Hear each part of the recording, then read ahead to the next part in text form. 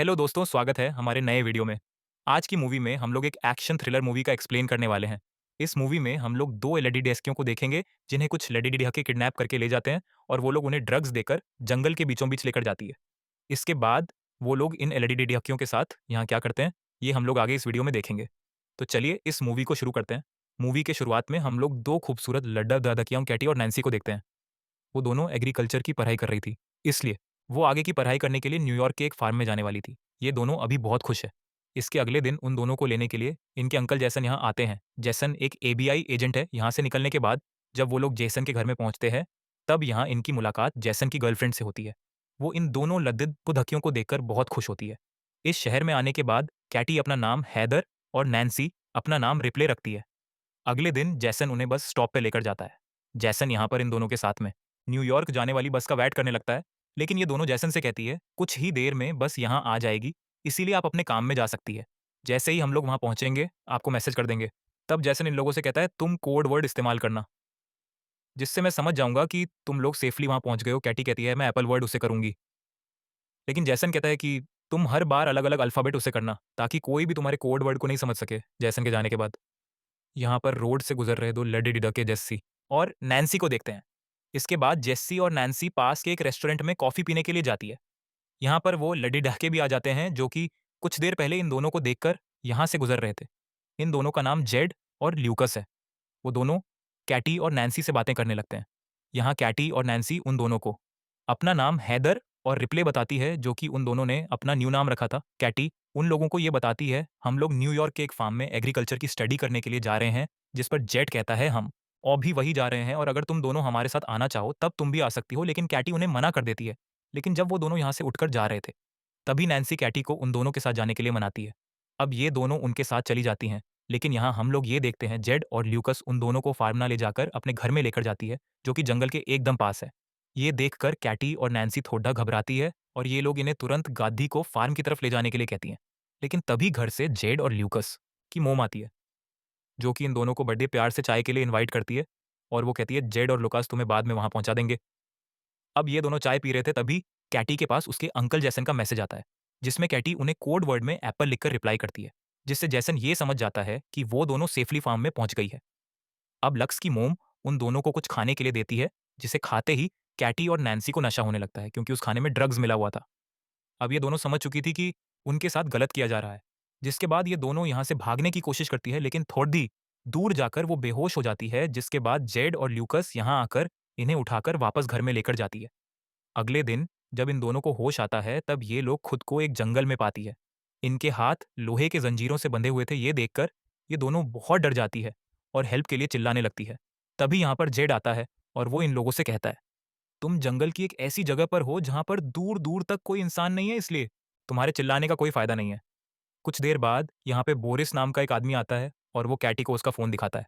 वो कहता है, तुम्हारे फ़ोन पर किसी जेसन नाम के आदमी ने मैसेज किया है, जिसे तुमने पिछली बार एल लिखकर भेजा था।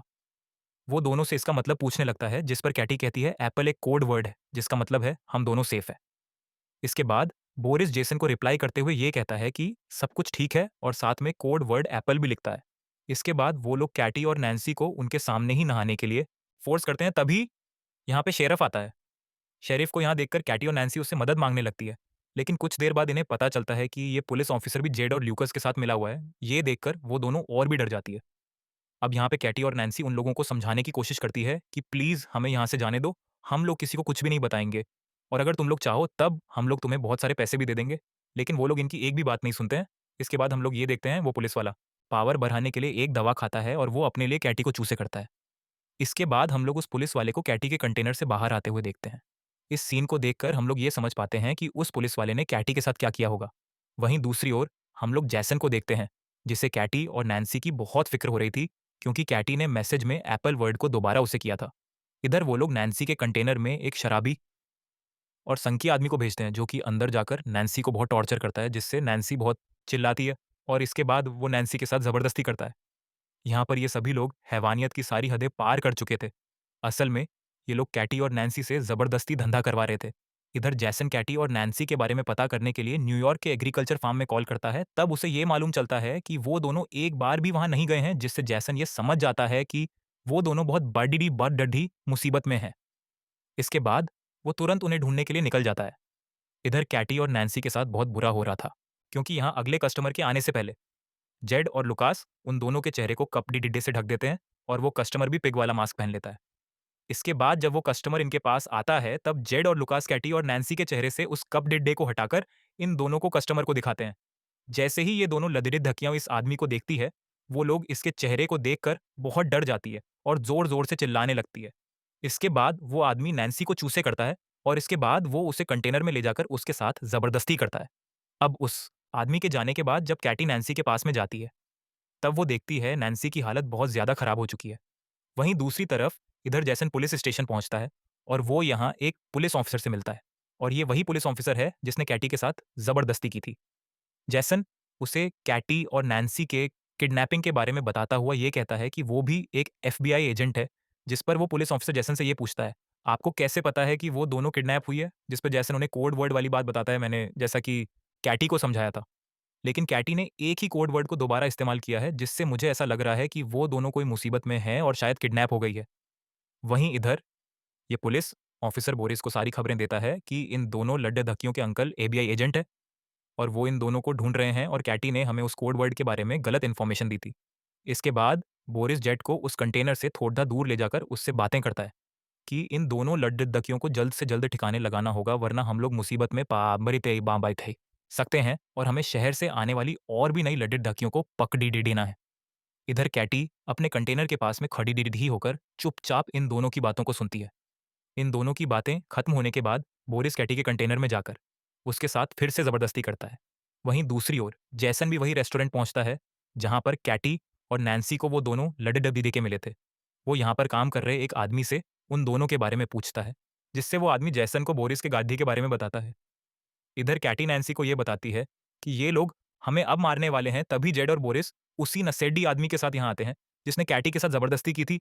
वो लोग नसेडी आदमी से कहते हैं हम लोग जल्द ही वापस आएंगे, तब तक तुम इन दोनों लड्डे दकियों पर नजर रखना। ये कहकर वो लोग यहाँ से जाते हैं। उन दोनों के यहाँ से जाते ही कैटी उस नसेडी आदमी को अपनी तरफ अट्रैक्ट करने लगती है और उससे अपने साथ इंटीमेट होने के लिए उकसाती है। ऐसा करते हुए वो जैसे ही उस नसेडी आदमी के पास में जाती है, वो उसके गले पर जोर से काट लेती है, जिससे उसके गले से खून निकलने लगता है और यहीं पर उस नसेडी की मौत हो जाती है।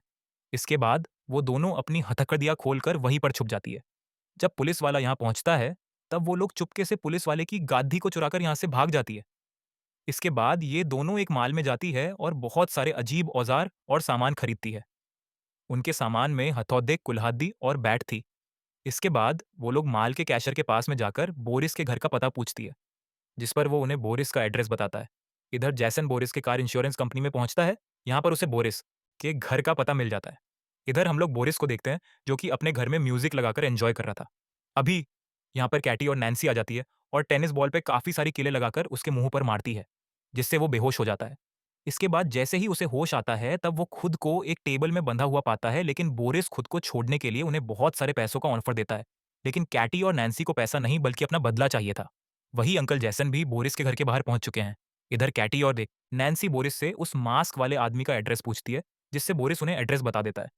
इसके बाद वो लोग बोरिस के पीछे किलो से भरा हुआ एक बेसबॉल बैट घुसा देते हैं, जिससे बोरिस जोर-जोर से चिल्लाता है। इन आवाज को सुनकर जैसन जल्दी से घर के अंदर आता है और आकर देखता है बोरिस मर चुका है। तभी उसे घर के बाहर गाधी की आवाज सुनाई देती है, लेकिन जब तक वो बाहर जाता, कैटी और नैन्सी यहाँ से निकल चुकी थी। अब जैसन जल्दी से पुलिस स्टेशन जाता है और उस पुलिस ऑफिसर से दोबारा कैटी और नैन्सी के बारे में पूछता है। इसी दौरान जैसन कैटी और नैन्सी को कॉल करने की कोशिश करता है। तभी उसे पता चलता है कैटी का फोन उस पुलिस ऑफिसर के जेब में है। इससे पहले कि जैसन कुछ कर पाता, वो पुलिस ऑफिसर जैसन के पीछे गन पॉइंट करके खड़ीडाधा हो जाता है। वही इधर कैटी और नैन्सी एक चर्च में पहुंचते हैं, जहां हम लोग ये जानते हैं वो पिग मास्क वाला आदमी कोई और नहीं बल्कि इस चर्च का फादर है। चर्च का फादर इन दोनों को देखकर इन्हें पहचान लेता है। तभी कैटी पीछे से उस पर हमला करके उसे बेहोश कर देती है। इसके बाद वो दोनों उसे गादी के पीछे बांधकर घसीटते हुए टाउन की तरफ लेकर जाते हैं। इसके बाद ये लोग एक दुकान से माचिस और पेट्रोल खरीदकर उसे जलाकर मार देते हैं। वही इधर हम लोग ये देखते हैं वो पुलिस वाला जैसन को एक चेयर से बांध देता है। कुछ देर के बाद वो नई लद्देदकियों को किडनैप करके यहाँ पे लाता है। इसके बाद जब वो लद्देदकियों के साथ जबरदस्ती करने वाला होता है, तभी चुपके से कैटी और नैन्सी यहाँ आकर डंडे से उस पर हमला करती है और उसे बेहोश कर देती है। जब उसे होश आता है, तब वो खुद को एक चेयर से बंधा हुआ पाता है। अब वो इन दोनों से माफी मांगने लगता है। इसके बाद कैटी गन में सिर्फ एक बुलेट डालकर उसे डराने लगती है और ये लोग बारी-बारी से उस पर गन से शूट करने लगती है, लेकिन सभी शूट में वो बच जाता है। ये देखकर वो थोड़ा मुस्कुराता है, लेकिन तभी कैटी उसे शूट कर देती है और उसे जान से मार देती है। इसके बाद कैटी और नैन्सी वहाँ मौजूद दोनों लद्दाखियों को भी आज़ाद करती है और ये लोग उन दोनों से जेसन को भी खोलने के लिए कहती है और यहाँ से चली जाती है। इसके बाद ये दोनों लद्दाखियाँ जेसन की रस्सी खोल देती है और वो लोग जैसन से कहती हैं, उन दोनों लद्दाखियों ने हमें ऐसा करने के लिए कहा था। अब जैसन को यहाँ पे पूरी बात समझ में आती है कि वो दोनों कोई और नहीं बल्कि कैटी और नेसी है। वहीं इधर हम लोग जेड और ल्यूकस की मोम को देखते हैं जो कि ड्रिंक कर रही थी। तभी अचानक उसे अजीब-सा नशा होने लगता है जिससे वो वहीं पर गिरकर बेहोश जाती है। इसके बाद जब उसे होश आता है, तब वो देखती है कैटी और नैन्सी ने उसे बेसमेंट में कुर्सी में बाँध कर रखा है और उन दोनों ने जेड को भी उसके सामने बाँध कर रखा है। इसके बाद कैटी और नैन्सी जेड को उसकी माँ की आँखों के सामने ही डंडे से मार-मार कर जान से मार देती है, जिससे उसकी मोम ज़ोर-ज़ोर से रोने लगती है। इसके बाद वो लोग उसकी मोम को लुकस के पास में लेकर जाती है। यहाँ पे वो लोग लुकस को गन पॉइंट में लेकर एक डंडा देकर उसकी मोम को मारने के लिए कहती है और वो लोग लुकस से कहती है, "अगर तुमने इस डंडे से अपनी मोम को नहीं मारा, तब हम तुम्हें गोली मार देंगे।" लेकिन लुकस ऐसा नहीं कर पाता है, जिसके बाद नैन्सी उसे गन से शूट करके मार देती है।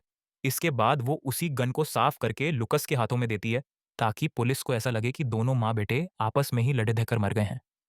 इसके बाद लकस की मोम कैटी और नैन्सी से ये कहती है, अगर तुम मुझे नहीं मारोगी तब मैं तुम्हें बहुत सारे पैसे दे सकती हूँ। उसकी बात सुनकर कैटी और नैन्सी बहुत हंसती है। इसके बाद नंसी एक कटिंग मशीन से बहुत ही बेरहमी से उसके सर को काट देती है। अब हम लोग कुछ दिनों बाद का सीन देखते हैं।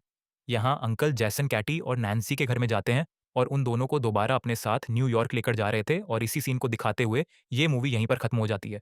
If you enjoyed this video, make sure to like, leave a comment and subscribe to the Film Decode.